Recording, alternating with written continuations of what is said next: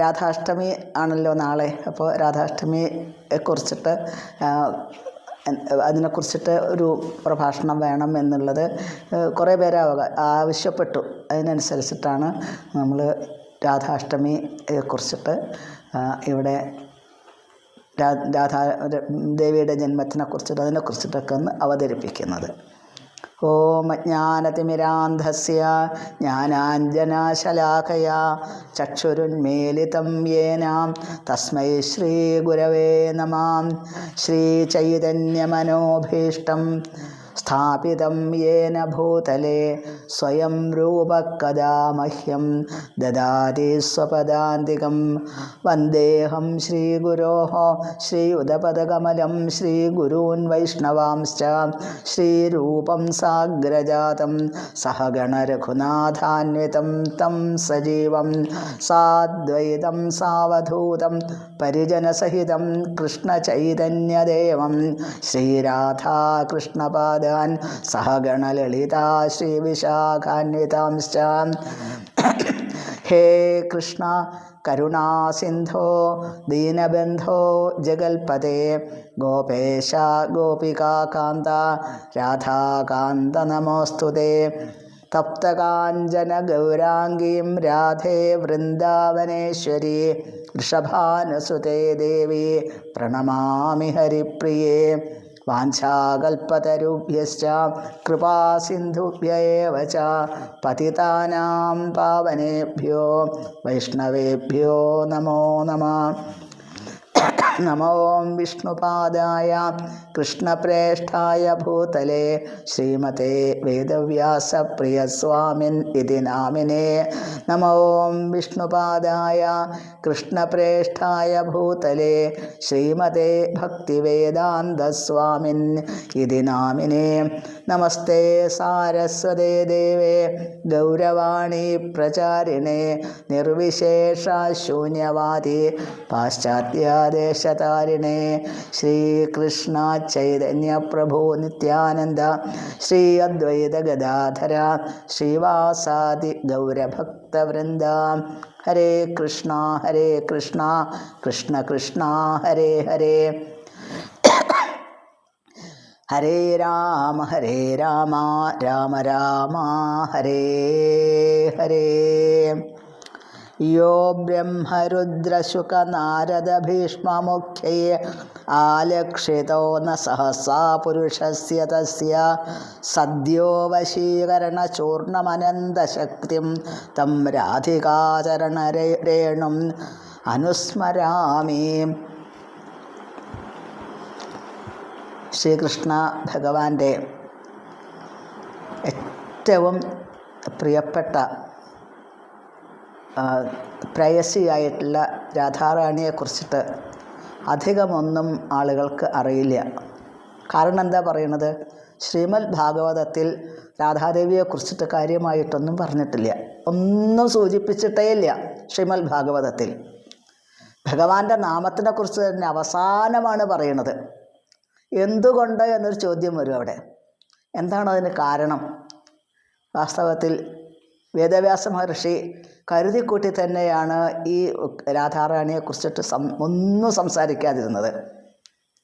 കാരണം രാധാറാണിയുടെ ആ ഒരു ഭാവത്തിനെക്കുറിച്ചിട്ട്, അവസ്ഥയെക്കുറിച്ചിട്ട് അതിനെ പറഞ്ഞു കഴിഞ്ഞാൽ, അതിനെ പറയുന്ന സമയത്ത് അത് ആളുകൾ വെറും ഭൗതികമായിട്ട് കാണും. ഭൗതികമായിട്ടുള്ള ആ ഒരു ഭാവത്തിൽ കൂടെ ഈ രാധാറാണിയെ കാണുന്നത് കൊണ്ട് ഏറ്റവും വലിയ അപരാധമാണ് സംഭവിക്കുക. അതുകൊണ്ടാണ് രാധാറാണിയെക്കുറിച്ചിട്ട് കാര്യമായിട്ടൊന്നും പറയാതിരുന്നത്. ഒന്നും പറഞ്ഞിട്ടില്ല ഭാഗവതത്തിൽ. അതുകൊണ്ട് തന്നെ മിക്കവാറും ഭൗതികന്മാരായിട്ടുള്ള ആളുകൾ രാധാറാണിയുടെ ആ ഭാവത്തിനെ, അവിടുത്തെ അവതാരത്തിനെക്കുറിച്ച്, അവിടുത്തെ മഹിമയെക്കുറിച്ചിട്ട് വാസ്തവത്തിൽ നിഷേധിക്കുകയാണ് ചെയ്യുന്നത്. അറിയില്ല അവർക്ക്. കാരണം അത് വൃന്ദാവനത്തിൽ ആണ്. രാധാറാണിയുടെ ദിവ്യമായിട്ടുള്ള പ്രഭാവം വൃന്ദാവനത്തിൽ ഒതുങ്ങി നിൽക്കണു. കാരണം വൃന്ദാവനത്തിലെ ആ ഒരു അതിന് മാത്രമേ, ആ ഭൂമിക്ക് മാത്രമേ, വ്രജഭൂമിക്ക് മാത്രമേ രാധാദേവിയെ ഉൾക്കൊള്ളാൻ സാധിക്കുള്ളൂ എന്നുള്ളത് കൊണ്ടാണ് എന്നാണ്. പാലാഴി മഥനം നടന്ന സമയത്ത് ലക്ഷ്മി ദേവി അവതരിച്ചു. അതിൻ്റെ പിന്നാലെ ആണ് അമൃത കലശവുമായി ധന്വന്തരമൂർത്തി അവതരിച്ചത്. ധന്വന്തരമൂർത്തി അവതരിച്ച ആ സമയത്ത് അമൃതകലശം തട്ടിയെടുത്തിട്ട് അസുരന്മാർ പെട്ടെന്ന് അവിടുന്ന് അന്തർധാനം ചെയ്തു. അപ്പോൾ ഭഗവാൻ ആലോചിക്കുകയാണ്, ദേവന്മാർ തന്നെ ആശ്രയിച്ചിട്ടുള്ളവരാണ്. തന്നെ ആശ്രയിച്ച ആ ദേവന്മാരെ രക്ഷിക്കേണ്ട ചുമതലയും ഭഗവാനുണ്ട്. അപ്പോൾ ഭഗവാൻ വളരെ പെട്ടെന്ന് രൂപത്തിന് വ്യത്യാസം വരുത്തി. നാരായണിയായിട്ട് മാറിയെന്നാണ് പറയുന്നത്. ലക്ഷ്മീദേവി എന്നിങ്ങനെ നോക്കി നിൽക്കുന്നതിൻ്റെ ഇടയ്ക്ക് ലക്ഷ്മീദേവിയേക്കാളും സൗന്ദര്യമുള്ള രൂപം സ്വീകരിച്ചു ഭഗവാൻ. മോഹിനിയായിട്ട് രൂപം ധരിച്ചു. അങ്ങനെ മോഹിനിയായിട്ട് രൂപം ധരിച്ച സമയത്ത് എല്ലാവരും മോഹിച്ചു. ഈ മോഹിനി ദേവിയെ കണ്ടിട്ട് എല്ലാവരും ആകർഷിച്ചു എന്നാണ് പറയുന്നത്. ബ്രഹ്മാവിന് മോഹം തോന്നി, അതേപോലെ തന്നെ ദേവന്മാർക്ക് മോഹം തോന്നി, മഹാദേവന് വരെ മോഹം തോന്നി, മഹർഷിമാർക്ക് എല്ലാവർക്കും മോഹിനിയെ കണ്ടിട്ട് വല്ലാത്ത ആഗ്രഹം തോന്നി എന്നാണ്. അങ്ങനെ ആ മോഹം തോന്നാത്ത ഒരാൾ മാത്രമേ ഉള്ളൂ. സാക്ഷാൽ മഹാവിഷ്ണു ഭഗവാൻ തന്നെയാണ് മോഹിനി മൂർത്തിയായിട്ട് മാറിയത്. ഒരാൾക്ക് മാത്രമേ മോഹം തോന്നാത്തുള്ളൂ. അതാണ് അനന്തകോടി ബ്രഹ്മാണ്ഡ നായകനായിട്ടുള്ള ശ്രീകൃഷ്ണ ഭഗവാൻ. ശ്രീകൃഷ്ണ ഭഗവാന് മാത്രം ഈ രാധാറാണിയുടെ രൂപം കണ്ടിട്ട് ഈ മോഹിനിയുടെ രൂപം കണ്ടിട്ട് തീരെ മോഹം തോന്നിയില്ല എന്നാണ്. ഒരാൾ മോഹിച്ചു. പലരും മോഹിനിയെ തൻ്റെ പത്നിയാക്കണം എന്നൊക്കെയാണ് ആഗ്രഹിച്ചത്. എന്നാൽ സൂര്യദേവൻ മാത്രം ആഗ്രഹിച്ചു ഒരു പുത്രിയുടെ സ്ഥാനത്ത് ഒരു പുത്രിയായിട്ട് ഈ ദേവി ഉണ്ടാവണമെന്ന് ആഗ്രഹിച്ചു എന്നാണ്. അങ്ങനെ ആഗ്രഹിച്ചതിൻ്റെ ഫലമായിട്ട് എത്രയോ കാലം തപസ് ചെയ്തു സൂര്യദേവൻ. അങ്ങനെ തപസ് ചെയ്തതിൻ്റെ ഫലമായിട്ടാണ് അവിടുന്ന് വൃഷഭാനുവായിട്ട് ജനിച്ചത് എന്നാണ്. ദേവി മുമ്പേ തന്നെ ബ്രഹ്മാവിനെ തപസ് ചെയ്തു. ബ്രഹ്മാവ് പറഞ്ഞു, അങ്ങയ്ക്ക് ഭാഗ്യം ഉണ്ടാവും, അതിന് വേണ്ടിയിട്ട് ഭാഗ്യം ഉണ്ടാവും എന്ന് പറയാണ്. അപ്പോൾ അതിൻ്റെ വൃഷഭാനവൻ്റെ ജന്മത്തിന് മുമ്പായിട്ട് സുചന്ദ്ര എന്നുള്ള രാജാവ് ആയിട്ട് ജനിച്ചു എന്നാണ്. പിന്നീട് അവരുടെ പത്നിയായിട്ട് കലാവതി ജനിച്ചു. അപ്പോൾ ഈ കലാവതിയും സുചന്ദ്രനും അവർക്ക് സന്താനങ്ങളില്ല. അതുകൊണ്ട് അവരും എത്രയോ കാലം തപസ് ചെയ്തു. ബ്രഹ്മാവ് പ്രത്യക്ഷപ്പെട്ടു അവരുടെ മുമ്പിൽ. എന്നിട്ട് പറഞ്ഞു, ഈ ജന്മത്ത് നിങ്ങൾക്കതിന് ഭാഗ്യമില്ല, അടുത്ത ജന്മത്ത് മറ്റൊരു രൂപം ജന്മം സ്വീകരിക്കും നിങ്ങൾ. ആ സമയത്ത് നിങ്ങൾക്ക് സാക്ഷാൽ ദേവി തന്നെ, അതായത് കൃഷ്ണപ്രേയസി തന്നെ പുത്രിയാവാൻ ഭാഗ്യം ഉണ്ടാവുമെന്ന് പറഞ്ഞ് ബ്രഹ്മാവ് അനുഗ്രഹിച്ചു അവരെ. അങ്ങനെ സുചന്ദ്ര എന്നുള്ള രാജാവും കലാവതി എന്നുള്ള രാജ്ഞിയും ആണ് അവരുടെ ദിവ്യമായിട്ടുള്ള തപസ്സിൻ്റെ പ്രഭാവം കൊണ്ട് വൃഷഭാനുവും കീർത്തി ദേവിയുമായിട്ട് അവതരിച്ചത്. അപ്പോൾ സാക്ഷാൽ സൂര്യദേവൻ്റെ അപേക്ഷയ്ക്കനുസരിച്ചിട്ടാണ് ഈ വൃഷഭാനുവായിട്ട് ജനിക്കേണ്ട ഒരു ഭാഗ്യം ഭഗവാൻ കൊടുത്തത് എന്നാണ്. അതിനുശേഷം ഒരു ബ്രഹ്മവൈവർത്ത പുരാണത്തിൽ, അതേപോലെ ബ്രഹ്മാണ്ഡ പുരാണത്തിൽ, ഗർഗസംഹിതയിൽ എല്ലാം അതിൽ രാധാറാണിയെ കുറിച്ചിട്ട് പറയുന്നുണ്ട്. ശ്രീമദ് ഭാഗവതത്തിൽ അത്ര കാര്യമായിട്ടൊന്നും അതിനെക്കുറിച്ചിട്ട് പറയുന്നില്ല. അപ്പോൾ ഗോലോകത്തിൽ ശ്രീകൃഷ്ണ ഭഗവാൻ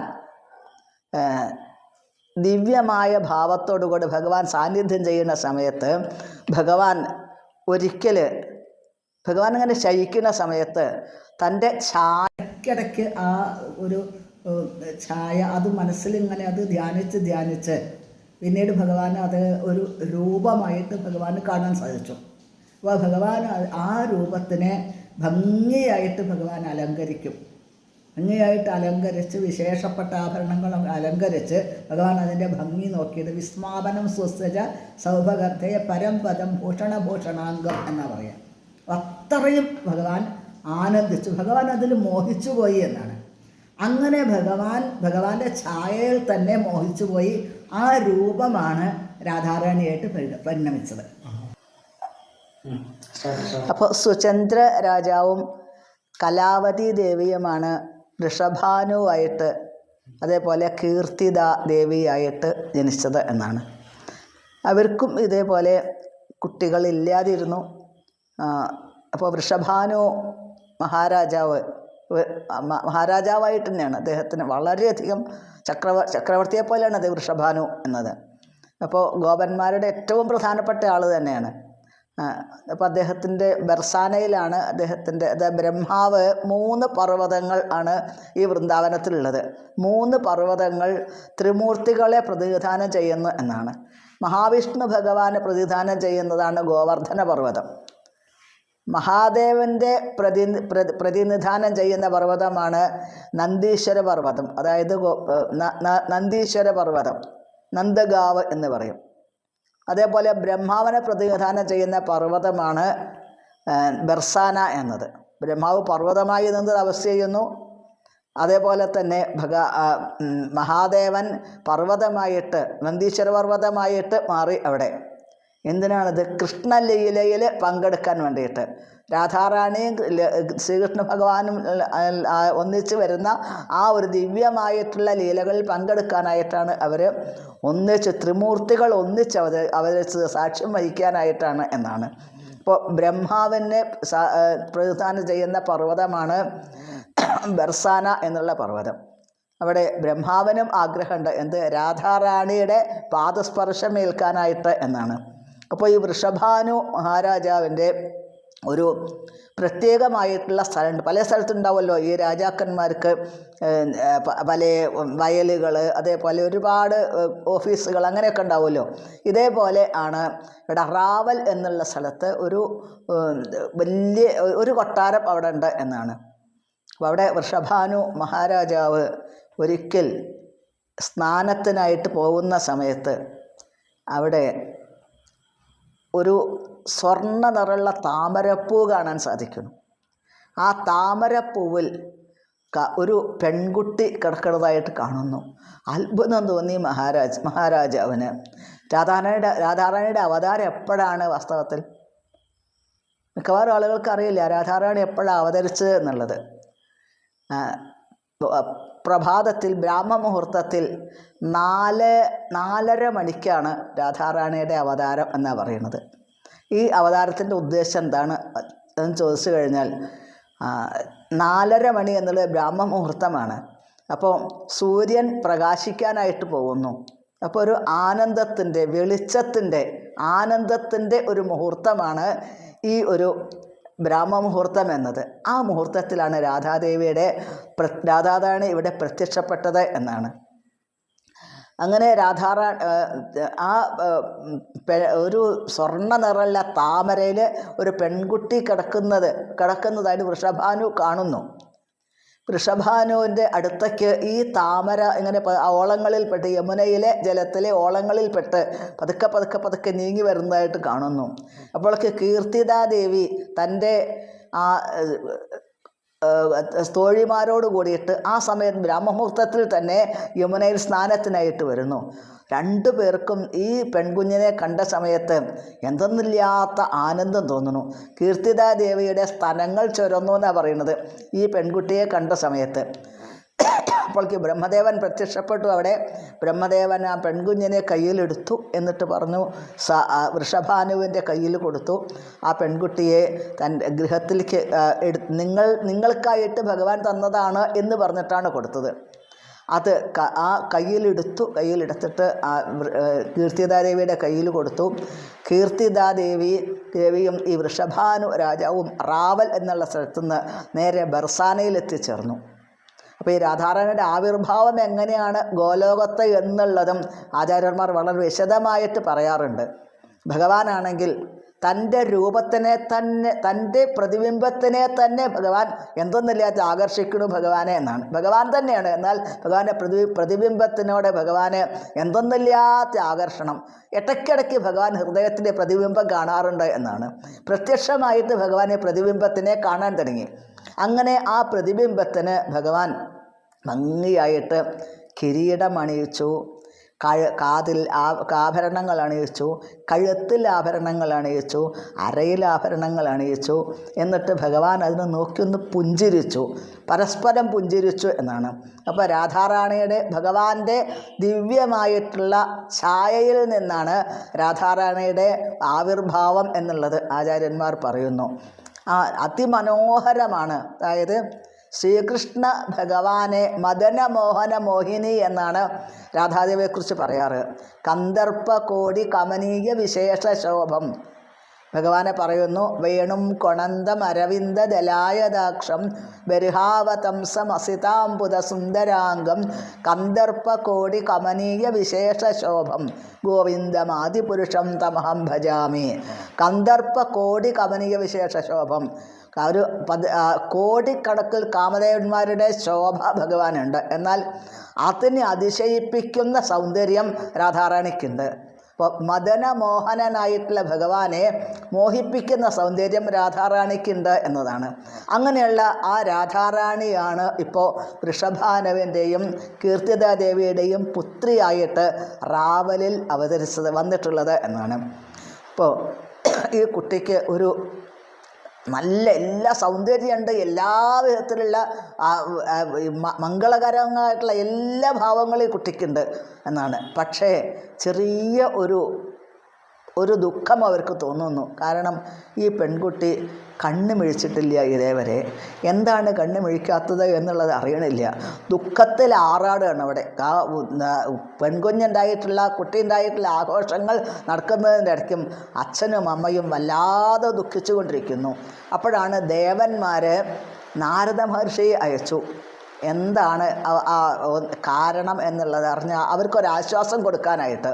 എവിടെ ദുഃഖങ്ങളുണ്ടോ, ആരാണോ ദുഃഖിക്കുന്നത് ഭക്തന്മാർ, അവിടെ നാരദ മഹർഷി പ്രത്യക്ഷപ്പെടാറുണ്ട് എന്നാണ്. നാരദ മഹർഷി കേട്ടിട്ടുണ്ട് ഗോലോകത്തിൻ്റെ ചക്രവർത്തിയായിട്ടുള്ള രാധാറാണിയുടെ അവതാരം നടന്നിട്ടുണ്ട് എന്നുള്ളത്. നാരദ മഹർഷി അന്വേഷിച്ച് നടന്ന് അവസാനം എത്തിച്ചേരണു ഇവിടെ വൃഷഭാനുവിൻ്റെ അടുത്ത് ബർസാനയിൽ എത്തിച്ചേരുന്നു. അവിടെ എത്തിയതും നാരദ മഹർഷിയുടെ അടുത്ത് വൃഷഭാനു മഹാരാജാവ് നമസ്കരിച്ചു എന്നിട്ട് തൻ്റെ പുത്രനാണ്, ഒരു പുത്രനുണ്ട് ശ്രീദാമാവ്. ആ ശ്രീദാമാവിനെ കൊണ്ടുപോയി മടിയിലിരുത്തി. അപ്പം ആ ഉണ്ണിയെ എടുത്ത് ഭംഗിയായിട്ട് ലാളിച്ചു. അതിനുശേഷം നാരദ മഹർഷി കുറേ നേരം ആ ഉണ്ണിയെ ലാളിച്ചുകൊണ്ട് അവിടെ ഇരുന്നു. അതിനുശേഷം നാരദ മഹർഷി അവിടെ നിന്ന് പുറത്തിറങ്ങി. വീണ്ടും നാരദ മഹർഷി ചുറ്റി സഞ്ചരിച്ച് വീണ്ടും വന്നു ഈ വൃഷഭാനുവിൻ്റെ കൊട്ടാരത്തിലേക്ക് വരുന്നു. അപ്പോൾ നിങ്ങൾക്ക് എന്നോട് എന്തോ പറയാനുണ്ട്, ഒളിച്ചു വെക്കുന്ന പോലെ തോന്നുന്നുണ്ടല്ലോ, എന്താണ് കാരണം? നാരദ മഹർഷി ചോദിക്കുകയാണ്. അപ്പോൾ വൃഷഭാനുവും കീർത്തിദാദേവിയും ദുഃഖത്തോടുകൂടെ പറയുന്ന ഒരു പെൺകുട്ടി കൂടെയുണ്ട്, സർവ്വ സൗഭാഗ്യങ്ങളുണ്ട്, പക്ഷേ ആ പെൺകുഞ്ഞ് കണ്ണ് മിഴിക്കണില്ല എന്നതാണ് ഒരു ദുഃഖം എന്ന് പറയാണ്.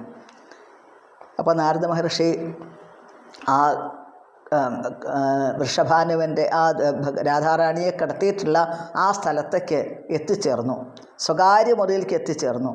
അവിടുന്ന് നാരദ മഹർഷി പറയുന്നു, നിങ്ങൾ തൽക്കാലം ഒന്ന് പുറത്തേക്ക് പോകേണ്ടതായിട്ടുണ്ട്. ഈ കുഞ്ഞ് കണ്ണ് മിഴിക്കാനായിട്ട് ചില മന്ത്രങ്ങളും ചില വിധത്തിലുള്ള സൂത്രവിദ്യകളൊക്കെ ചെയ്യേണ്ടതായിട്ടുണ്ട്. അതുകൊണ്ട് നിങ്ങൾ തൽക്കാലം ഒന്ന് പുറത്തേക്ക് പോകുമെന്ന് പറയാണ്. അങ്ങനെ വൃഷഭാനുവും കീർത്തിദാദേവിയും രണ്ടുപേരും അവിടുന്ന് ആ മുറിയിൽ നിന്നും പുറത്തേക്ക് പോയി. നാരദ മഹർഷി ആ പെൺകുഞ്ഞിനെ നമസ്കരിച്ചുകൊണ്ട് കൃഷ്ണപ്രേയസി എന്ന്, വൃന്ദാവനപ്രിയേ, വേണുവാദനപ്രിയേ എന്നുള്ള ആ മന്ത്രങ്ങൾ നാരദ മഹർഷി ജപിക്കാൻ തുടങ്ങി. അങ്ങനെ ജപിച്ച് കുറച്ച് കഴിഞ്ഞപ്പോഴേക്ക് ആ പെൺകുഞ്ഞ് കണ്ണ് മിഴിച്ചു. നാരദ മഹർഷിയെ നോക്കി. അവിടുന്ന് എഴുന്നേറ്റിരുന്നു എന്നാ പറയുക. 8 ദിവസമായിട്ടുള്ളൂ അവതരിച്ചിട്ട്. എഴുന്നേറ്റിരുന്നിട്ട് കൈ കൊട്ടാൻ തുടങ്ങി.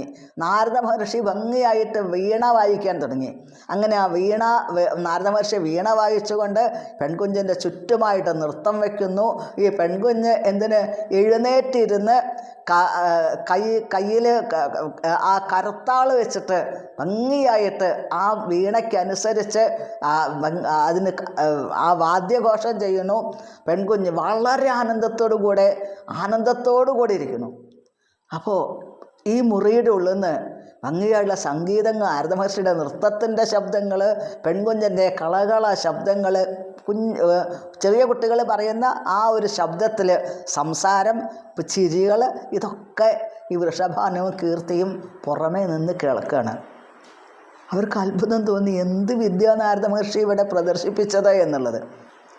അപ്പോൾ നാരദ മഹർഷി അവരെ അകത്തേക്ക് വിളിച്ചപ്പോഴേക്ക് ആ പെൺകുഞ്ഞ് പഴയ പോലെ തന്നെ കിടക്കുന്നു. അവിടെ കിടക്കുന്നു. നാരദ മഹർഷി പറയുന്നു, കൃഷ്ണപ്രിയ എന്നുള്ള പേര് വിളിച്ചാൽ മാത്രമേ ഈ പെൺകുഞ്ഞ് കണ്ണുമിഴിക്കുള്ളൂ എന്ന് പറയുകയാണ്. ഈ പെൺകുഞ്ഞിന് ചലനം ഉണ്ടാവണമെങ്കിൽ ആ രാധാറാണിക്ക് ഏറ്റവും ഇഷ്ടപ്പെട്ട ആളുടെ പേര് വിളിക്കണം. രാധാറാണിയുടെ പേര് വിളിച്ചാൽ രാധാറാണിക്ക് സന്തോഷം ഉണ്ടാവില്ല. ശ്രീകൃഷ്ണ ഭഗവാന്റെ പേര് വിളിച്ചാൽ മാത്രമേ രാധാറാണിക്ക് സന്തോഷം ഉണ്ടാവുള്ളൂ. അതേപോലെ ഹനുമാൻ സ്വാമിയുടെ മുമ്പിൽ ചെന്ന് നിന്ന് ഹനുമാൻ ചാലീസ പാടിയിട്ട് യാതൊരു കാര്യമില്ല എന്നാണ് പറയണത്. അവിടെ ചെന്ന് ശ്രീരാമചന്ദ്ര സ്വാമിയെ അവിടെ പ്രകീർത്തിച്ചു കഴിഞ്ഞാൽ ഹനുമാൻ സന്തോഷിക്കും. ഹനുമാനെ ഗ്ലോറിഫൈ ചെയ്ത് കഴിഞ്ഞാൽ ശ്രീരാമൻ സന്തോഷിക്കും എന്നാണ്. ശ്രീകൃഷ്ണ ഭഗവാനെ പ്രകീർത്തിച്ചു കഴിഞ്ഞാൽ രാധാറാണി സന്തോഷിക്കും. രാധാറാണിയെ പ്രകീർത്തിച്ചാൽ ശ്രീകൃഷ്ണ ഭഗവാൻ സന്തോഷിക്കും എന്നാണ്. അപ്പോൾ നിങ്ങൾ ഈ രാധാറാണിയെ, ഈ കുഞ്ഞിനെ അതിൻ്റെ പേര് വിളിച്ച് കരഞ്ഞതുകൊണ്ട് കാര്യമില്ല. കൃഷ്ണനെ വിളിച്ചിട്ട് കരയൂ, കൃഷ്ണനെ വിളിക്കൂ. കൃഷ്ണനെ വിളിച്ചിട്ട് ആ പെൺകുഞ്ഞിനെ കയ്യിലെടുക്കൂ എന്ന് പറയാണ്.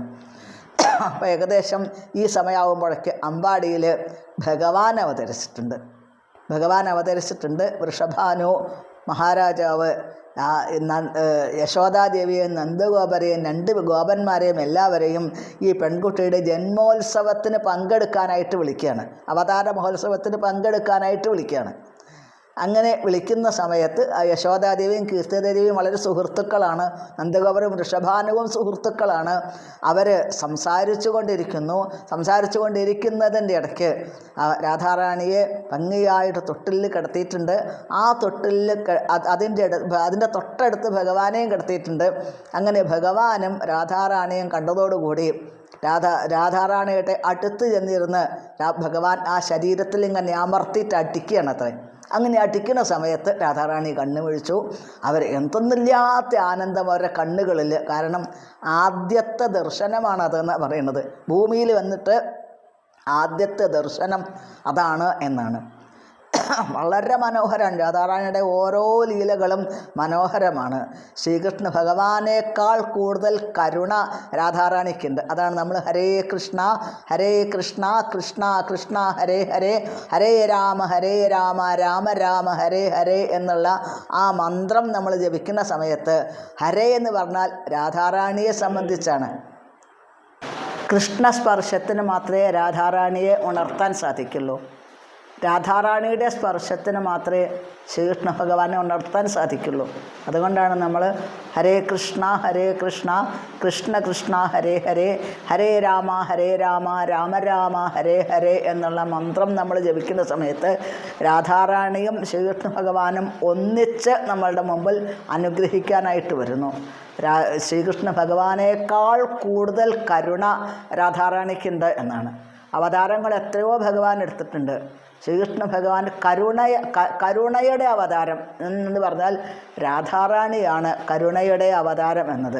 ശ്രീകൃഷ്ണ ഭഗവാന്റെ സ്പർശം വന്നതോടുകൂടി രാധാറാണി പെട്ടെന്ന് കണ്ണുമിഴിച്ചു, കൈകാൽ ഭംഗിയായിട്ട് പുഞ്ചിരിച്ചു. പിന്നീട് മനോഹരമായിട്ട് ഭഗവാനെ കടാക്ഷിച്ചു എന്നാണ്. എന്തൊന്നില്ലാത്ത ആനന്ദം 2 പേർക്കും എന്നാണ്. പിന്നെ മനോഹരമാണ്. രാധാറാണിയുടെ ഓരോ ലീലകളും മനോഹരമാണ്.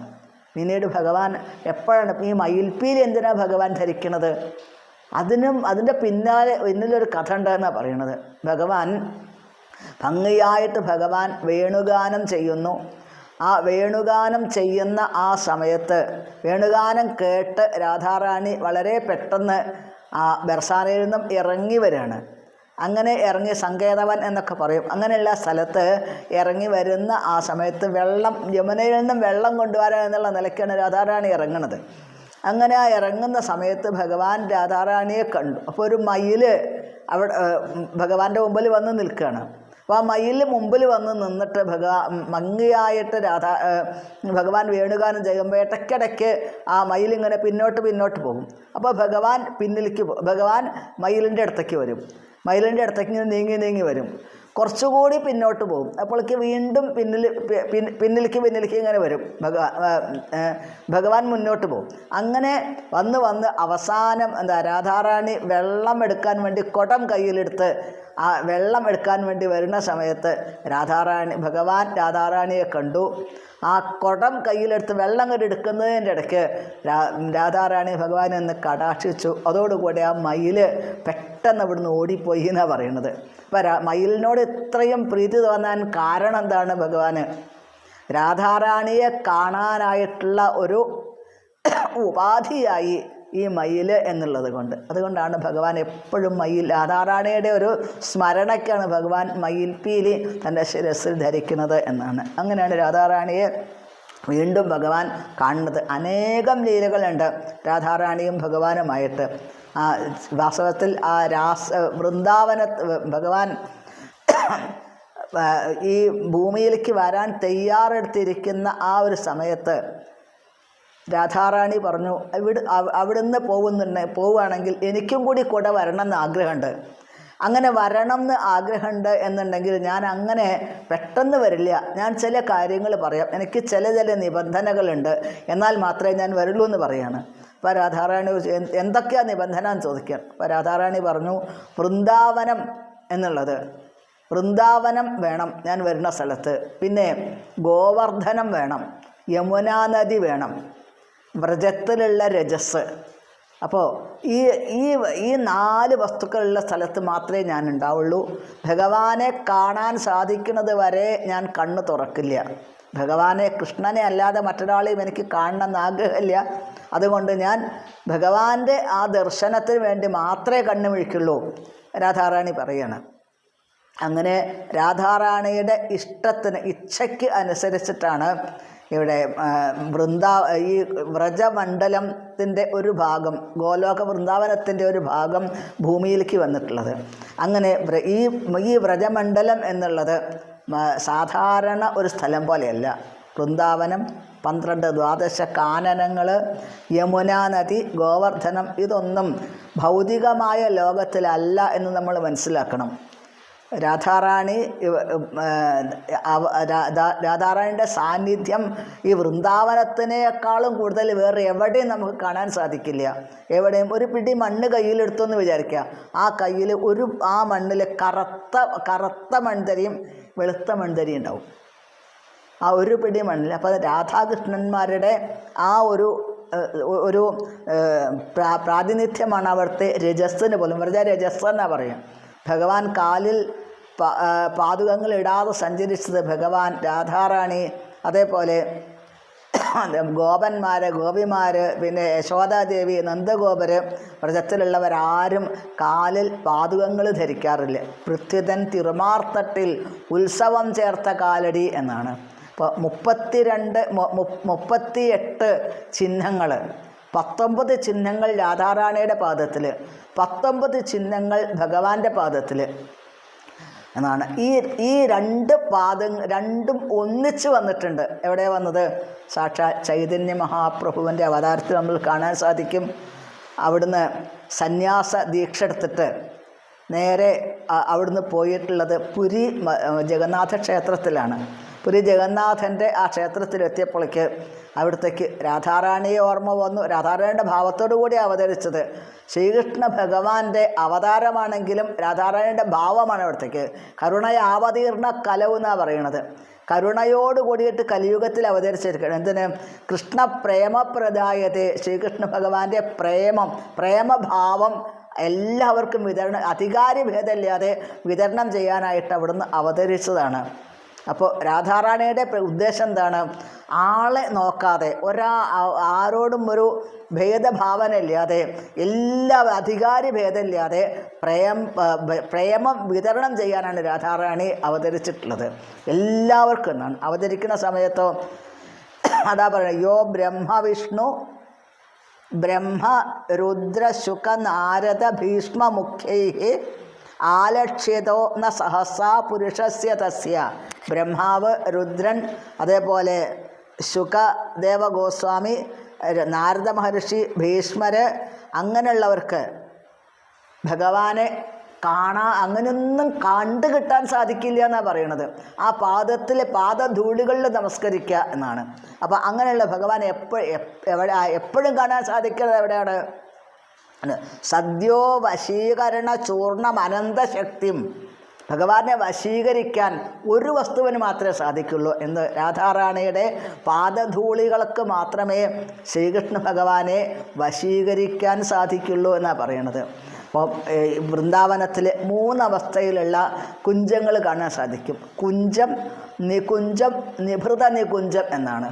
കുഞ്ചം എന്നുള്ളത് വള്ളിക്കുടിലുകൾ. അവിടെ എല്ലാവർക്കും, അതായത് ഗോപിമാർക്കും എല്ലാവർക്കും ഗോപന്മാർക്കൊക്കെ പ്രവേശിക്കാം കുഞ്ചത്തിൽ. നികുഞ്ചത്തിൽ ഗോപികമാർക്കും ഭഗവാനും മാത്രമേ പ്രവേശിക്കാൻ സാധിക്കുള്ളൂ. നിഭൃത നികുഞ്ചത്തിൽ രാധാറാണിക്കും ഭഗവാനും മാത്രമേ പ്രവേശിക്കാൻ സാധിക്കുള്ളൂ. മറ്റൊരാൾക്ക് പോലും അവിടെ, ഗോപിമാർക്ക്, അഷ്ടസഖികൾക്ക് പോലും അവിടെ പ്രവേശനമില്ല. രാധാറാണിക്കും ഭഗവാനും മാത്രമായിട്ടുള്ളതാണ്. അങ്ങനെയുള്ള ആ രാധാറാണിയുടെ പാദധൂളി ഭഗവാൻ ശിരസ്സിൽ ധരിക്കണമെന്നാണ് പറയണത്. അപ്പോൾ അങ്ങനെയുള്ള തം രാധികാ ചരണരേണും അനുസ്മരാമി. രാധാറാണിയുടെ പാദധൂളിയെ നമ്മൾ നിരന്തരമായിട്ട് സ്മരിച്ചു കഴിഞ്ഞാൽ ശ്രീകൃഷ്ണ ഭഗവാന്റെ പ്രസാദം നമ്മൾക്കുണ്ടാവും. ശ്രീകൃഷ്ണ ഭഗവാൻ പൂർണ്ണമായിട്ട് അനുഗ്രഹിച്ചാൽ മാത്രമേ രാധാറാണിയെ നമ്മൾക്ക് സ്വാധീനമാക്കാൻ പറ്റുള്ളൂ. രാധാറാണി സ്വാധീനമായാലേ ശ്രീകൃഷ്ണ ഭഗവാൻ സ്വാധീനമാവുള്ളൂ. രണ്ടുപേരും പരസ്പര പൂരകങ്ങളാണ് എന്നാണ്. പിന്നെ ഭഗവാന്റെ പല ലീലകളെ നമുക്ക് കാണാൻ സാധിക്കും. ഇവിടെ രാധാറാണിയുടെ വിവാഹത്തിനെ കുറിച്ചിട്ട് അത് ഭാണ്ഡീര വനത്തിലാണ് സംഭവിച്ചത് എന്നാണ്. അപ്പോൾ ഒരിക്കൽ ഭഗവാന് 2 വയസ്സോ 1.5 വയസ്സ് 2 വയസ്സൊക്കെ ആയിട്ടേ ഉള്ളൂ. ആ സമയത്ത് ഭഗവാൻ നന്ദഗോപർ എവിടേക്ക് പുറപ്പെട്ടാലും ഭഗവാൻ പിന്നാലെ പുറപ്പെടും. അപ്പോൾ ഒരിക്കൽ ഗോവർദ്ധനയാഗത്തിൻ്റെ എന്തൊക്കെയോ ഇന്ദ്രയാഗത്തിൻ്റെ എന്തോ തിരക്കിൽ നന്ദഗോപർ പോകുന്ന സമയത്ത് ഞാനും കൂടെ ഉണ്ട് അച്ഛാന്നും പറഞ്ഞിട്ട് പുറപ്പെട്ടു. കുറച്ച് ദൂരം കഴിഞ്ഞ് ആകാശത്ത് മേഘങ്ങൾ ഇങ്ങനെ ഉരുണ്ടുകൂടിയ സമയത്ത് അയ്യോ എനിക്ക് തിരക്കാണ്, എനിക്ക് പേടിയാവണേ, എനിക്ക് അമ്മയുടെ അടുത്ത് പോകണേ എന്ന് പറഞ്ഞിട്ട് ഉറക്കെ കരയാൻ തുടങ്ങി. ആ കരയുന്ന സമയത്താണ് രാധാറാണി വരുന്നതായിട്ട് കാണുന്നത്. ചെറിയ കുട്ടിയാണ് രാധാറാണി. രാധയെ വ്രജം പ്രാപയ, ഗൃഹം പ്രാപയ, രാധയെ ഒന്ന് വീട്ടിൽ കൊണ്ടാക്കൂ, ഇവൻ കരഞ്ഞിട്ട് വയ്യാന്ന് പറയാണ്. രാധാറാണി ഭഗവാനെ താങ്ങി പിടിച്ചുകൊണ്ട് പതുക്കെ നടന്നു വരുന്നതിൻ്റെ ഇടയ്ക്ക് ഭാണ്ഡീരവനത്തിലെത്തി. ഭാണ്ഡീരവനത്തിലെത്തുമ്പോഴേക്ക് തന്നെ ആളുടെ ഭാവം മാറി, വല്ലാതെ ഘനം കൂടിത്തിറങ്ങി. നോക്കുന്ന സമയത്ത് എന്താണ്, ഭഗവാൻ ആ ഗോലോക വൃന്ദാവനത്തിലെ കൃഷ്ണനായിട്ട് 16 വയസ്സുള്ള രൂപത്തിലാണ് ഭഗവാൻ നിൽക്കുന്നത്. രാധാറാണി കാണുന്നു. ഉടനെ പെട്ടെന്ന് രാധാറാണിക്ക് മാറ്റം വന്നു. ഇനി എന്ത് വേണം അവിടെ? ഗുപ്തവിവാഹം എന്നാ പറയുക, രഹസ്യമായിട്ടുള്ള വിവാഹം. അത് നടന്നിട്ടുള്ള സ്ഥലം ഭാണ്ഡീരവനാണ്. പല വിധത്തിലുള്ള ഭഗവാന്റെ ലീലകൾക്കും സാക്ഷ്യം വഹിച്ചിട്ടുള്ള വനമാണ് ഭാണ്ഡീരവനം എന്നാണ്. ഭഗവാന്റെ കയ്യിൽ വേണു ഉണ്ടെന്നാണ് പറയുന്നത്. വേണും കൊണന്തം അരവിന്ദ ദലായതാക്ഷം. ആ വേണു എന്നത് ഭഗവാന്റെ കയ്യിൽ ഓടക്കൊണ്ടിൽ രാധാറാണി കയ്യിലെടുത്തിട്ട് വലിച്ചെറിഞ്ഞ സ്ഥലത്തേക്ക്. ഇനി വേണു വേണ്ട, കല്യാണം കഴിയണം, ആദ്യം വിവാഹം കഴിയാൻ വേണ്ടത് എന്നാണ്. അപ്പോൾ അതെടുത്ത് വലിച്ചെറിഞ്ഞിട്ട് അവിടെ ഒരു കിണറുണ്ടായി. വേണുഗോപം എന്ന് പറയും. അവിടെ കാർത്തിക മാസത്തിലില്ല, കുംഭമാസത്തിലാണ് തോന്നുന്നു. അവിടെ ഒരു വെളുത്ത ദ്വാദശി ദിവസം ആ കിണറിലെ വെള്ളം സകല ദേവീദേവന്മാരുടെ സാന്നിധ്യത്തിലുണ്ട്. സ്വതവേ തന്നെ അന്ന് ആ ജലം പാല് പോലെയായിട്ട്, പാല് നിറമായിട്ട് മാറും. ഒരിക്കൽ അവിടെ ആ സമയത്ത് പോകാനുള്ള ഭാഗ്യം ഉണ്ടായിട്ടുണ്ട്. 5000 വർഷങ്ങൾക്ക് മുമ്പേ ഗോവർദ്ധന ശില കൊണ്ട് നിർമ്മിച്ചിട്ടുള്ള ഒരു മകുടം, ഒരു കിരീടം, ഗോവർദ്ധന ശിലയിൽ തീർത്ത ഒരു മകുടം, അത് വർഷത്തിൽ ഒരിക്കൽ മാത്രമേ അത് ദർശനമുള്ളൂ എന്നാണ്. അത് ഈ രാധാറാണിയുടെ ഭഗവാന്റെ വിവാഹം കഴിഞ്ഞ് ഗുപ്തവിവാഹം നടന്നിട്ടുള്ള ദിവസമാണ് എന്നാണ് ആചാര്യന്മാർ അതിനെക്കുറിച്ച് അനുസ്മരിക്കാറുള്ളത്. അപ്പോൾ അവിടെ ആ വെള്ളം പാൽ നിറമായിട്ട് മാറും. വെറുതെ പറയണതല്ല. ഒരു ബക്കറ്റിൽ ഒരു 3-4 തുള്ളി പാലൊഴിച്ച് കഴിഞ്ഞാൽ അതിനെങ്ങനെയാണ് നിറം മാറുക? അതേപോലെ മാറും ആ ദിവസം എന്നാണ് പറയുന്നത്. അന്നത്തെ ദിവസം അവിടെ ദർശനം വളരെ വിശേഷമാണ് എന്നാണ്. അവിടെ വിവാഹത്തിൻ്റെ ഒരു ആഗ്രഹം വന്നപ്പോഴേക്ക് തന്നെ ബ്രഹ്മദേവൻ അവിടെ എത്തിച്ചേർന്നു. ബ്രഹ്മാവിൻ്റെ നേതൃത്വത്തിൽ രാധാറാണിയെയും ഭഗവാന്റെയും വിവാഹം ഭംഗിയായിട്ട് നടന്നു. അവിടെ ഭഗവാന്റെ യോഗമായ വൃന്ദാവനത്തിലെങ്ങും സഞ്ചരിക്കുന്നുണ്ട്. യോഗമായയുടെ പ്രഭാവം കൊണ്ട് വിവാഹം ഭംഗിയായിട്ട് അവിടെ നടക്കുകയാണ്. അവിടെ ആ വിവാഹം നടന്ന് പിന്നെ കുറച്ച് സമയം, എത്രയോ സമയമാക്കി മാറ്റാൻ ഭഗവാൻ വിചാരിച്ചാൽ സാധിക്കും. ഇപ്പോൾ വളരെ കൂടുതൽ സമയം അല്പസമയമാക്കിയിട്ട് മാറ്റാൻ സാധിക്കും. അത്രയും ഭഗവാൻ എന്തെന്നില്ലാത്ത പ്രഭാവമുണ്ട്. മാർക്കണ്ഡേയൻ ഒരു 1000 വർഷക്കാലം ആ പ്രളയജലത്തിൽ നീന്തി നടന്നു മാർക്കണ്ഡേയൻ തോന്നി. വാസ്തവത്തിൽ ഒരു സെക്കൻഡ് മാത്രമേ ഉണ്ടായിട്ടുള്ളൂ സമയം എന്നാണ്. ഇവിടെ ഒരു ചെറിയ സമയത്തിനെ എത്രയോ സമയങ്ങളാക്കി, ഒരു വർഷങ്ങളാക്കി മാറ്റാൻ ഭഗവാൻ വിചാരിച്ചിട്ട് സാധിച്ചു. അവർ രാധാകൃഷ്ണന്മാർ ഭംഗിയായിട്ട് അവരുടെ ദിവ്യമായിട്ടുള്ള ആ ലീലകൾ ചെയ്തു അവിടെ ഭാണ്ഡീരവനത്തിൽ എന്നാണ്. പല സ്ഥലങ്ങളിലും ക്രീഡകൾ ചെയ്തു. അവസാനം കുറേ വർഷങ്ങൾ കടന്നു പോയതുപോലെ തോന്നിയവർക്ക് എന്നാണ്. അതിന് ശേഷം ഭഗവാൻ പെട്ടെന്ന് ഒരു ഉണ്ണിയായിട്ട് മാറി. രാധാറാണി അടുത്തിരുന്നിട്ട് പൊട്ടിക്കരയാൻ തുടങ്ങി. എന്താണ് കാര്യം എന്നറിയില്ല. കരയാൻ തുടങ്ങിയപ്പോഴൊക്കെ അവിടെ ബ്രഹ്മദേവനൊക്കെ വീണ്ടും പ്രത്യക്ഷപ്പെട്ടു. ഗർഗമഹർഷി വന്നു. അവിടെ അവർ സമാധാനിപ്പിച്ചു. ഗോലോകത്തിൻ്റെ കാര്യം പറഞ്ഞിട്ട്, ഗോലോകത്തിൽ അവർ നിത്യകിശോരിയാണ് രണ്ടുപേരും. അതുകൊണ്ട് ഇവിടെ ഈ ഭൂമിയിൽ വന്നത് എന്തിനു വേണ്ടിയിട്ടാണ്? ചില കാര്യങ്ങൾക്ക് വേണ്ടിയിട്ടാണ് ഭൂമിയിൽ വന്നിട്ടുള്ളത്. അതുകൊണ്ട് എന്നും ഭാര്യാഭർത്താക്കൾ വധൂവരന്മാരാണ് നിങ്ങൾ. അതുകൊണ്ട് ഇനി വിഷമിക്കേണ്ട കാര്യമില്ല എന്ന് പറഞ്ഞ് രാധാറാണിയെ സമാധാനിപ്പിച്ചു എന്നാണ്. അങ്ങനെ ഭഗവാന്റെ ഗുപ്തവിവാഹം, രാധാറാണിയുടെ വിവാഹം നടന്നിട്ടുള്ള സ്ഥലം കൃഷ്ണവധുവ എന്ന് പ്രത്യേകം പറയുന്നുണ്ട് രാസലീലയിൽ. കാരണം വധു എന്ന് പറയണമെന്നുണ്ടെങ്കിൽ വിവാഹം കഴിക്കണം എന്നാണ് പറയണത്. അവരെ ഭഗവാൻ ഗോപി വസ്ത്രാപഹാരത്തിൽ ഭഗവാൻ വസ്ത്രം കൊടുത്തിട്ടുണ്ട്.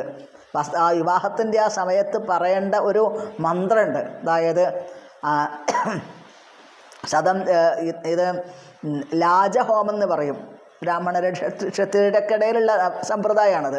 ലാജഹോമം എന്ന് പറയും. ആ ഹോമത്തിൻ്റെ സമയത്ത് ആ പെൺകുട്ടി ചൊല്ലേണ്ട മന്ത്രമുണ്ട്. ആ മന്ത്രം ജപിച്ചതിന് തുല്യമാണ് ഐ ജീവചിരം കിശോരനസ്തവദാസീർ അവശീകരോഷിക്കും. ഒരു പെൺകുട്ടി ജപിക്കുന്ന ആ അതേ മന്ത്രമാണ് ഇവിടെ ആ ഗോപിമാർ ഭഗവാനോട് പറഞ്ഞിട്ടുള്ളത്. വസ്ത്രം തരണേ ഞങ്ങൾക്ക് എന്ന് പറഞ്ഞു. ഭഗവാൻ വസ്ത്രം കൊടുത്തു. ഭഗവാൻ അങ്ങനെ വസ്ത്രം കൊടുത്തു. അവരെ ഒരു പെൺകുട്ടി തൻ്റെ ഭർത്താവിൻ്റെ മുമ്പിൽ മാത്രമേ സ്വതന്ത്രമായി പെരുമാറുള്ളൂ എന്നാണ്. അപ്പോൾ ഗോപികമാർ കൃഷ്ണവധോ ഗായന്ത്യസ്തം തടിദേവത മേഘചക്രേ വിരേജു.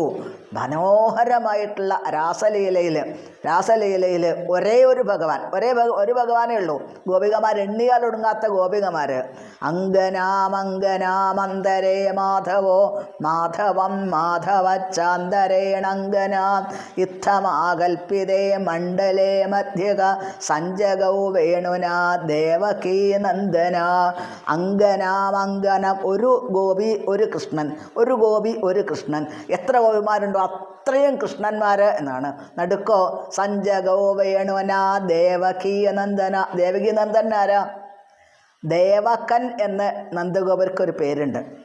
നന്ദഗോപരുടെ പത്നിയാണ് ദേവകി, യശോദാറാണി. യശോദാദേവിയുടെ പുത്രൻ എന്നാണ് അവിടെ സൂചിപ്പിക്കുന്നത് എന്നാണ്.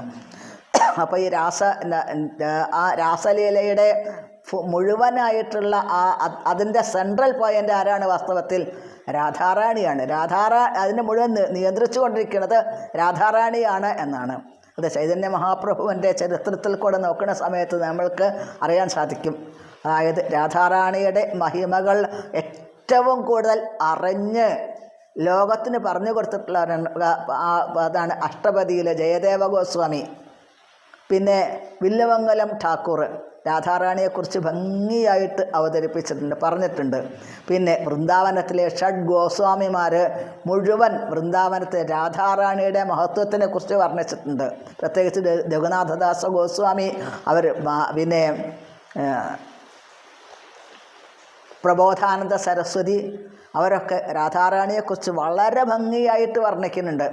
ഇത് അറിയുന്നില്ല നമ്മളെ എന്നുണ്ടെങ്കിൽ നമ്മൾ വൃന്ദാവനത്തിൽ പോയിട്ട് പ്രത്യേകിച്ച് കാര്യമില്ല.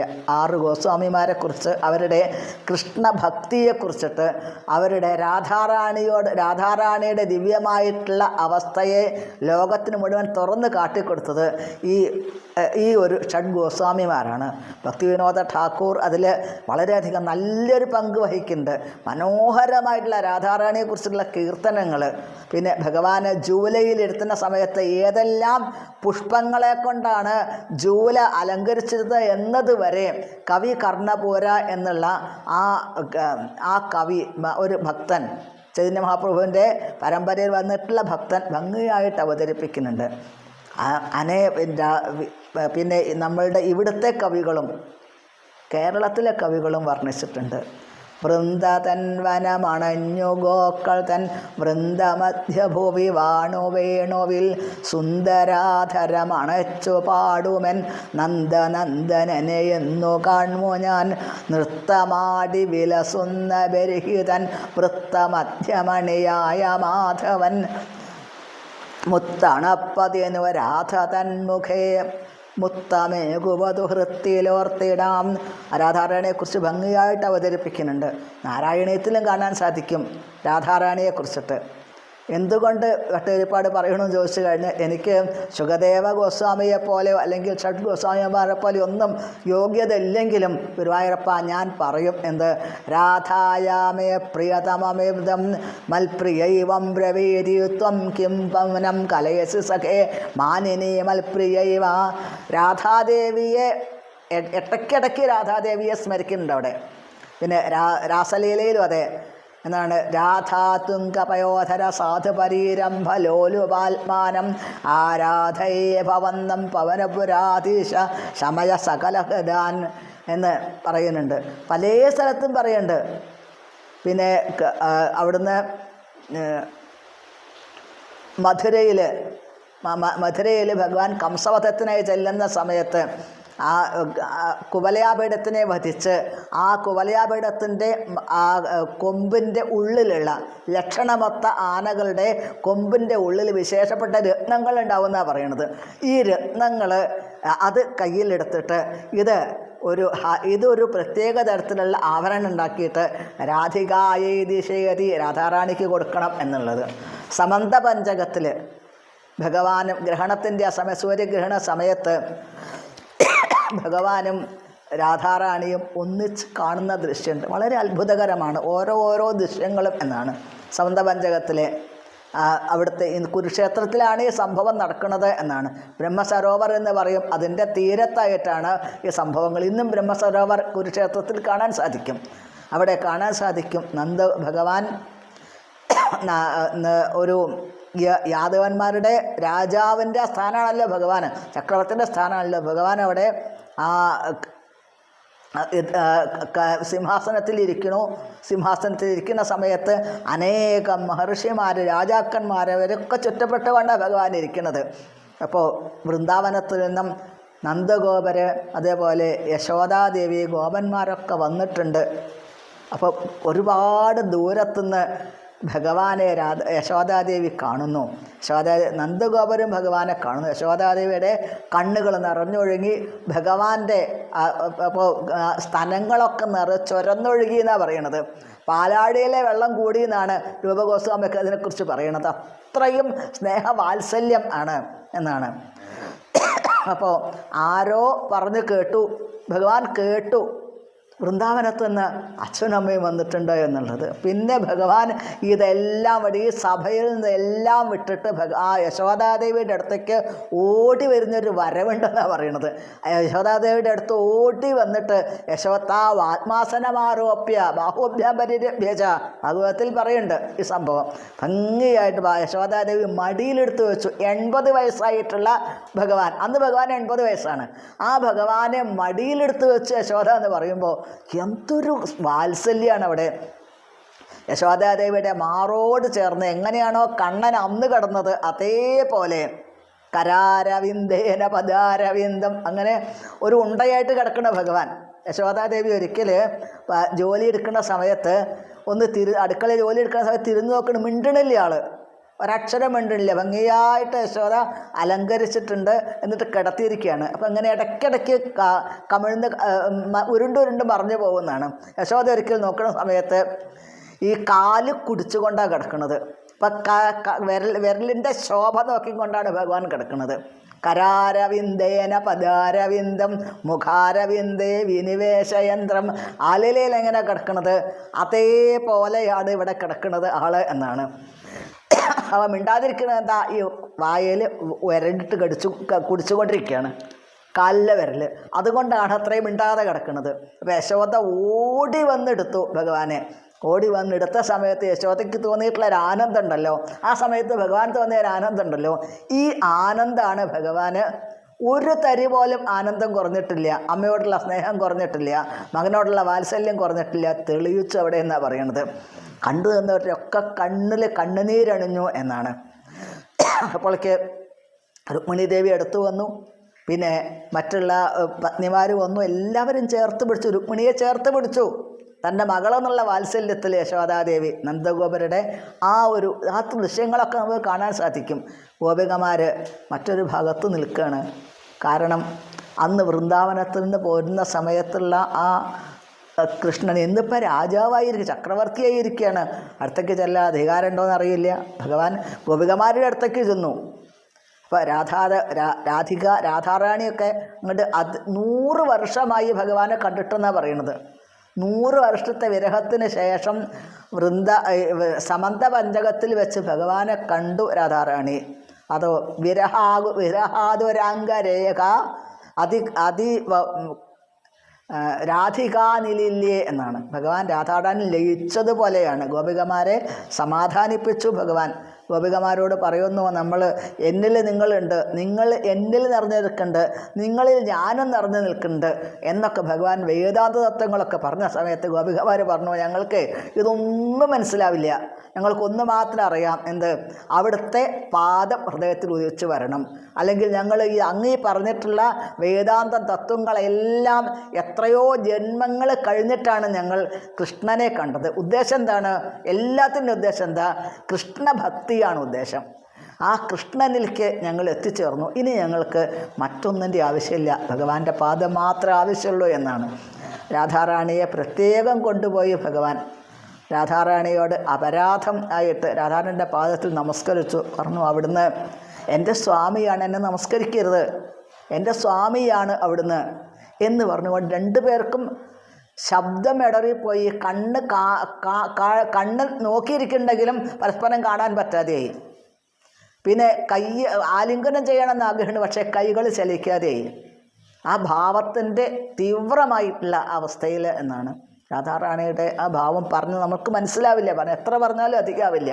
സദാസമയം ഭഗവാൻ ഉരുകിക്കൊണ്ടിരുന്നു രാധാറാണിയുടെ സ്മരണയിൽ എന്നാണ് പറയണത്. അങ്ങനെ ഭഗവാനോടുള്ള പ്രേമഭാവം എങ്ങനെയാണ് വേണ്ടത് എന്നുള്ള, മാധുര്യഭാവം എന്താ എന്നുള്ളത് വൃന്ദാവനം നമുക്ക് കാണിച്ചു തരണു. അങ്ങനെയുള്ള രാധാറാണിയുടെ അവതാരമാണ് അഷ്ടമി ദിവസം, രാധാഷ്ടമി ദിവസം. രാധാറാണിയുടെ അവതാരമാണ്. പ്രഭാതത്തിൽ 4:30 മണിക്ക് ബ്രാഹ്മമുഹൂർത്തത്തിലാണ് അവിടുന്ന് അവതരിക്കുന്നത്.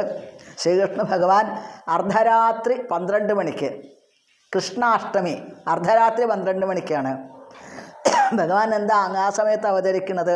അതിഭയങ്കരമായ കൂരിരുട്ടിൽ പൂർണ്ണമായിട്ടും വെളിച്ചം കൊടുക്കാനായിട്ട്, ലോകത്തിന് അജ്ഞാനമാകുന്ന അന്ധകാരത്തിൽ നിന്നും മോചനം കൊടുത്ത് ജ്ഞാനത്തിലേക്ക്, പ്രകാശത്തിലേക്ക് എത്തിക്കാനായിട്ട് ഭഗവാൻ അവതരിക്കുന്നു. രാധാറാണി ബ്രാഹ്മമുഹൂർത്തത്തിൽ അവതരിക്കുന്നു. എന്തിന്? പ്രേമഭക്തി ലോകത്തിന് അനുഗ്രഹിച്ചു കൊടുക്കാനായിട്ട് എന്നാണ്. അതേപോലെ തന്നെ രാമചന്ദ്രസ്വാമി അവതരിക്കുന്നത് ഉച്ചയ്ക്ക് 12 മണിക്കാണ് രാമചന്ദ്രസ്വാമിയുടെ അവതാരം എന്നാണ്. അങ്ങനെ ആ അവതാരങ്ങൾക്കെല്ലാം വളരെയധികം പ്രാധാന്യമുണ്ട് ലോകത്തിന് എല്ലാ ദുഃഖത്തിൽ നിന്നും മോചനം കൊടുക്കാനായിട്ട് എന്നാണ്. എന്നാൽ രാധാറാണിയുടെ അവതാരത്തിന് പ്രത്യേക മഹിമയുണ്ട് എന്നുള്ളത് കൊണ്ട് കൃഷ്ണ പ്രേമപ്രദായതേ, ശ്രീകൃഷ്ണ ഭഗവാന്റെ എങ്ങനെ കൃഷ്ണനെ സ്നേഹിക്കണം, ഭഗവാനെ സ്നേഹിക്കണം ആത്മാർത്ഥമായിട്ട് എന്നുള്ള ആ ഒരു പാഠം ലോകത്തിന് പഠിപ്പിച്ചു കൊടുക്കാനാണ് രാധാറാണി അവതരിച്ചത്. രാധാറാണിയുടെ ഈ ഭാവത്തിനെ ആണ് രാധാറാണിയുടെ ഒരു അംശങ്ങളായിട്ടാണ്, വിസ്തരണങ്ങളായിട്ടാണ് മറ്റുള്ള രാധാറാണിയുടെ സഖിമാർ, പിന്നെ ദേവി ലക്ഷ്മി ദേവി രാധാറാണിയുടെ അംശമായിട്ടാണ് വരുന്നത്. ലക്ഷ്മി ദേവി, പാർവതി ദേവി, സരസ്വതി ദേവി ഇത് രാധാറാണിയുടെ അംശമായിട്ട് വരുന്നു. മഹാദേവൻ, ബ്രഹ്മാവ്, മഹാവിഷ്ണു, ശ്രീകൃഷ്ണ ഭഗവാന്റെ അംശമായിട്ട് വരുന്നു. അപ്പോൾ ശ്രീകൃഷ്ണ ഭഗവാന്റെയും രാധാറാണിയുടെയും അംശങ്ങളായിട്ടാണ് ത്രിമൂർത്തികളെ എന്നാണ്. ദേവന്മാരൊക്കെ ഭഗവാനിൽ നിന്നും, അതായത് ബ്രഹ്മാവിൽ നിന്നാണ് മറ്റുള്ള സൃഷ്ടികളെല്ലാം വരുന്നത് എന്നാണ്. അത്യത്ഭുതമാണ് രാധാറാണിയുടെ മഹിമകൾ. അപ്പോൾ രാധാറാണിയുടെ ദിവ്യമായുള്ള ചരണങ്ങളിൽ നമ്മൾ നമസ്കരിക്കുന്നു. പ്രഭാതത്തിൽ നേരത്തെ 4:30 മണിക്ക് തന്നെ എഴുന്നേൽക്കുക. അവതാരം ആ സമയത്ത് ആയതുകൊണ്ട് ആ സമയത്ത് ആരും ഉറങ്ങാതിരിക്കുക, എഴുന്നേൽക്കുക. പിന്നെ ശരീരശുദ്ധി വരുത്തിയിട്ട് എന്താണോ അവനവൻ്റെ ആ ഗൃഹത്തിൽ ഏത് ഈശ്വരനാണുള്ളത് ആ ഈശ്വരനെ രാധാറാണിയായിട്ട് സങ്കല്പിച്ച്, ചിലപ്പോൾ രാധാറാണിയുടെ സ്റ്റാച്യു ഉണ്ടായി എന്ന് വരില്ല, നമ്മൾക്ക് മൂർത്തി ഉണ്ടായി എന്ന് വരില്ല, കൃഷ്ണൻ്റെ ആവും ഉണ്ടാവുക. നീ കൃഷ്ണൻ്റെ ഉണ്ടായി എന്ന് വരില്ല, ചിലപ്പോൾ ഫോട്ടോ ആയിരിക്കും ഉണ്ടാവുക. അപ്പോൾ ഏതാണെങ്കിലും അതിൽ രാധാറാണിയുടെ ദിവ്യമായിട്ടുള്ള രൂപത്തിനെ സങ്കല്പിച്ചുകൊണ്ട് അവിടെ വിളക്ക് കൊളുത്തി വെച്ച് ഒരു ആരതി ചെയ്ത് പിന്നെ പഞ്ചാമൃതം നമുക്ക് പറ്റുന്നത് എന്താണോ അത് രാധാറാണിയുടെ മുമ്പിൽ വെച്ച് നിവേദിക്കുക. പിന്നെ രാധാറാണിക്ക് ഏറ്റവും ഇഷ്ടപ്പെട്ട ഒരു വിഭവമുണ്ട്, അതാണ് ചേമ്പ് എന്നത്. രാധാറാണിക്ക് വളരെ ഇഷ്ടപ്പെട്ട വിഭവമാണ്. അതുകൊണ്ട് വിഭവങ്ങൾ ഉണ്ടാക്കിയിട്ട് നിവേദിക്കാൻ പറ്റുമെങ്കിൽ അത് നിവേദിക്കുക. പിന്നെ ഉച്ചയോട് കൂടിയിട്ട് രാധാറാണി പറയുന്നത് എന്താ, ആളുകൾ അത്രയൊന്നും വിഷമിക്കേണ്ട കാര്യമില്ല. അർദ്ധരാത്രി വരെ ഉപവാസം കിടക്കാതെ എളുപ്പമുള്ള കാര്യമല്ല. മിക്കവാറും ഉപവാസം എന്നേ പറയുള്ളൂ, അധികം ആളുകളും അങ്ങനെ ചെയ്യില്ല. വൈഷ്ണവന്മാർ ദീക്ഷ എടുത്തിട്ടുള്ള അവർ ഒരു പക്ഷേ ചെയ്തു എന്ന് പറയാം, അല്ലാതെ എല്ലാവരും അതേപോലെ ചെയ്തോളണമെന്നില്ല. പക്ഷേ ഇത് എളുപ്പമുള്ള കാര്യമാണ്. 12 മണി വരെയാണ് ഫാസ്റ്റിംഗ് പറഞ്ഞിട്ടുള്ളത്. അത് കഴിഞ്ഞാൽ നമ്മൾക്ക് രാധാറാണിക്ക് നിവേദ്യങ്ങൾ സമർപ്പിച്ചിട്ട് ഭഗവാനെ സമർപ്പിച്ച് നമ്മൾക്കത് കഴിക്കാം. എന്തിനാണ്? ആരോഗ്യം വേണം, അതിന് വേണ്ടിയിട്ട്. പിന്നെ വെറുതെ കിടന്നുറങ്ങാൻ വേണ്ടിയിട്ടുള്ള, അത് കഴിഞ്ഞാൽ രാധാറാണിയുടെ മഹിമകൾ, കീർത്തനങ്ങൾ, നാമങ്ങൾ ഇത് നിരന്തരം ജപിക്കാനായിട്ട്. ഇപ്പോൾ രാധാറാണി നമ്മളെല്ലാവരെയും അനുഗ്രഹിക്കട്ടെ. ഒരുപാട് കഥകൾ പറയാനുണ്ട്, പക്ഷെ നമ്മൾ കുറച്ച് മാത്രമേ പറഞ്ഞിട്ടുള്ളൂ. ഇനി അവസരം ഉണ്ടാവട്ടെ. ഈ പറഞ്ഞതെല്ലാം ഗുരുനാഥന്മാരിൽ നിന്നും കേട്ടിട്ടുള്ള കാര്യങ്ങൾ മാത്രമാണ്. അവർ പറഞ്ഞു തന്നിട്ടുള്ള കാര്യങ്ങൾ മാത്രമാണ് പറഞ്ഞിട്ടുള്ളത്. എൻ്റേതായിട്ടുള്ള ഒരു വാക്ക് പോലും ഇതിലില്ല. അതുകൊണ്ട് നല്ലതായിട്ട് എന്തെങ്കിലും പറഞ്ഞെങ്കിൽ അത് മുഴുവൻ അവർക്ക് ക്രെഡിറ്റ് അവർക്ക് അവകാശപ്പെട്ടതാണ്, ഗുരുവായൂരപ്പനും ഗുരുനാഥന്മാർക്കും. നമോ ബ്രഹ്മണ്യദേവായ ഗോബ്രാഹ്മണഹിതായ ച ജഗദ്ഹിതായ കൃഷ്ണായ ഗോവിന്ദായ നമോ നമ. ഹരേ കൃഷ്ണ കൃഷ്ണ കൃഷ്ണ ഹരേ ഹരേ, ഹരേ രാമ രാമ രാമ ഹരേ ഹരേ. അതൊന്നെടുക്കും.